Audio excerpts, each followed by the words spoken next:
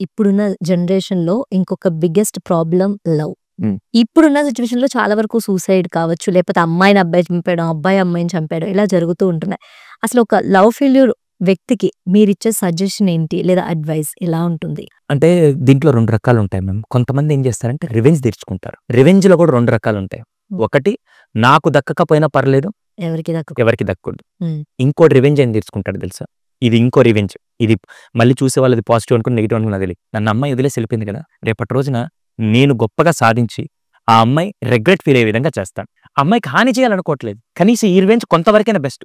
ఈ దుర్మార్గులు కొంతమంది చేసే రివెంజ్‌లు ఇంకా నేనెళ్ళి యాసిడ్ పోసేస్తాను, నేనెళ్ళి కత్తితో చంపేస్తాను ఇలా ఎళ్ళేదానికంటే నన్ను వదిలేసింది కదా! ఈరోజు నేనేంటో ఎదిగి తన జీవితాంతం నన్నెక్కడైనా చూసినా కూడా అనవసరంగా నేను మిస్ అయ్యానురా, అనవసరంగా ఈ అబ్బాయిని పెళ్లి చేసుకోలేదు, అనవసరంగా ఈ అమ్మాయిని పెళ్లి చేసుకోలేకపోయానని చెప్పి ఆ అమ్మాయి గిల్టీ ఫీల్ అయ్యే విధంగా నేను రివెంజ్ తీసుకుంటాను. ఇది కనీసం చూసే ఆ లవ్ ఫెయిల్యూర్స్ ఎవరన్నా ఉంటే మీరు చనిపోవడం, ఆమెని చంపడం కాకుండా వీలైతే గెలవండి. ఎలా అంటే వాళ్ళు ఏదైతే మిమ్మల్ని వదిలేసి ఎళ్లారో, ఏదైతే మీలో వర్త్ లేదనుకున్నారో దాన్నేంటో ప్రూవ్ చేసుకొని మీరు రివెంజ్ తెచ్చుకోండి.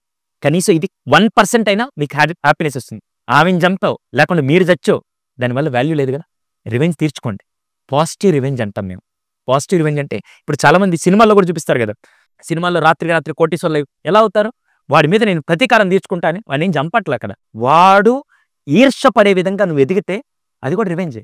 నేను అందుకే చెప్తా వీలైతే రివెంజ్ పాజిటివ్‌లో తీర్చుకోండి. లవ్ ఫెయిల్యూర్ అయిన అబ్బాయిల అందుకే 'సూర్య సన్ ఆఫ్ కృష్ణన్‌లో' నాకిప్పటికీ చాలా అద్భుతమైన విషయం. 'సూర్య సన్ ఆఫ్ కృష్ణన్' ఆ సూర్య ఎవరైతే మేఘన అనే క్యారెక్టర్ చనిపోయిన తర్వాత ఇంకా నాకు నా లవర్ చనిపోయింది. ఇక్కడ మనోడు ఇంకేం చేయాలో తెలియక డ్రగ్స్‌కంతా బానిస అయిపోయినప్పుడు అవును.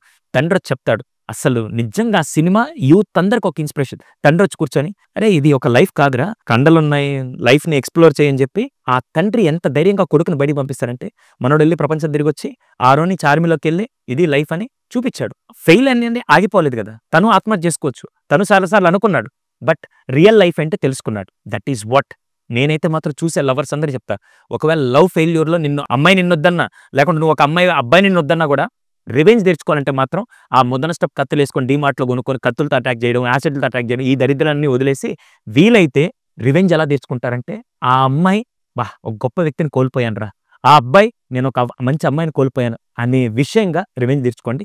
డెఫినెట్‌లీ ఇంతవరకైనా చేయండి. లేకుంటే ఇంకేమైనా చేస్తారంటే చేయండి. కానీ ఇలాంటి నెగెటివ్‌లు మాత్రం చేయకండి. Positive revenge is fantastic. అయితే మనకి అంటే మాకు 90s కిడ్స్ అనే వాళ్ళకి పేరెంట్స్ ఎలా ఉంటారు, మనల్ని ఎలా చూసుకున్నారు అది తెలుసు సార్. ఈ 25 కిడ్స్ పేరెంట్స్ ఎవరైతే ఉన్నారో ఇంకా తెలీదు. నా వరకైతే ఇంకా తెలీదు. సో, వాళ్ళకి వీళ్ళకి ఏమైనా డిఫరెన్స్ చూసారా మీరు? అంటే ఏమన్నా ఆలోచన విధానంలో మార్పు ఏమన్నా మీరు ఐడెంటిఫై చేసారా? ఖచ్చితంగా అండి. హ్మ్. 90s మనం పెరిగిన దాంట్లో ఏంటంటే ఆఖరికి తిన్న ప్లేట్ కూడా మనం తీసేవాళ్ళం. అవును సార్. అవునా? బాగా గుర్తుంది కదా! అప్పుడప్పుడు అంట్లు తోమేవాళ్ళం, ఇల్లు చిమ్మేవాళ్ళం, అన్ని పనులు చేసేవాళ్ళం. అన్ని పనులు చేస్తూ ఎళ్లి మిగతా పనులు కూడా చదువు అనేదానికి ఒక 30-40% ప్రయారిటీ ఇస్తూ మిగతా 60% జీవితానికి కావాల్సినవన్నీ నేర్పించేవాళ్ళు. అవునా? ఆఖరికి 6 క్లాస్‌లోనో, 7 క్లాస్‌లో బట్టలు ఉతికాం, అన్నం వండాం, అమ్మ లేని టైంలో అన్నం అంతా వండి పెట్టేసి ఇల్లంతా శుభ్రంగా చేసి పెట్టేసాం. Very good. ఈ రోజుల్లో ఇంట్లో గ్యాస్ అయిపోతే ఏం చేస్తాం? ఆర్డర్ పెట్టుకో. ఇంట్లో గ్యాస్ కూడా వద్దులేండి. ఇంట్లో ఎవరైనా లేకుంటే ఏం చేస్తా? ఆర్డర్ పెట్టుకో. వాడు 8వ క్లాసు ఒంటి మీదకి అంత వయసొచ్చింది వండుకొని సావచ్చు కదా! ఆహా! ఓకే. ఏంటంటే కష్టం తెలియకుండా పెంచాలి అనుకోవడమే biggest problem in parenting right now. మీ నాన్న ఎంత కష్టపడుతున్నాడో తెలుసా? మీ నాన్న ఎంత కష్టపడుతున్నాడో తెలుసా? డైలాగులతో పెంచాలా? కష్టాన్ని పరిచయం చేసి పెంచాలా? అంటే ఇక్కడ ఒక లైన్ మాట్లాడుకోవాలి మనం. ప్రతి ఒక్కళ్ళు కూడా నేను పడిన కష్టాలు నా కొడుకు వద్దులేండి నాకు ఆ సెంటెన్స్ అర్థమైతుందిగా.